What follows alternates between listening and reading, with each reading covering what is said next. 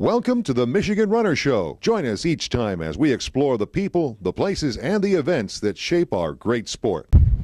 We're in Little Compton, Rhode Island, one of our favorite places on earth, and with us is one of our favorite people on earth, Nancy Clark. And you might know Nancy as the author of the Sports Nutrition Guidebook. How many editions now? It's been out five editions now. Okay. So it's had a good life. It has. And you've really been a consultant on nutrition with quite a few different sports teams and even a golfer. What are some of those teams? Well, I've worked with the Red Sox and the Celtics and the Bruins, and but really what I do is work one-on-one with a lot of individual athletes, and a lot of runners and triathletes and high school soccer players and collegiate field hockey players. So it's the whole spectrum from ordinary mortals to professional athletes, and everybody wants to know how to eat to win. Eat to win. There we go. That's a good idea. I have to ask you, what are some of the latest trends in sport nutrition? Well, unfortunately, the latest trends are that people are afraid to eat.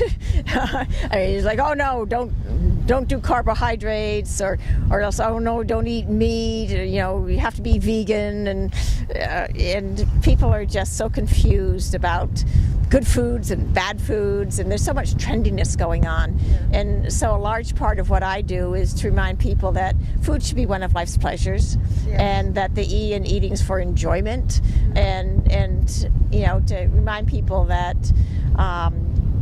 it's not a good food or a bad food, but it's a balanced diet or an unbalanced diet, and really work to put some balance back into the way that people think about food, because nowadays it's good or bad or horrible or evil, there's just too much information that's out.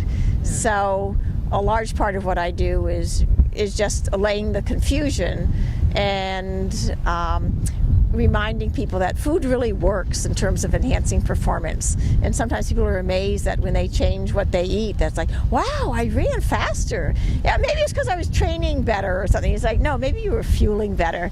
And there's still disbelief as to how powerful food is in terms of performance. I really like the idea of fueling better.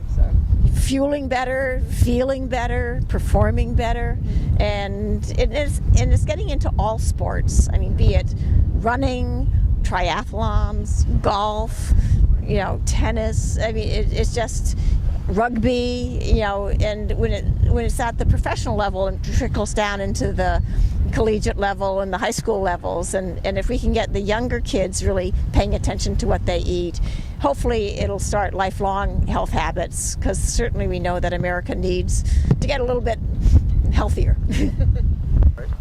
Thank you, Nancy, and people can find more information on your website. They sure can. My website is NancyClarkRD, registereddietitian.com. So that's NancyClarkRD at rcn.com.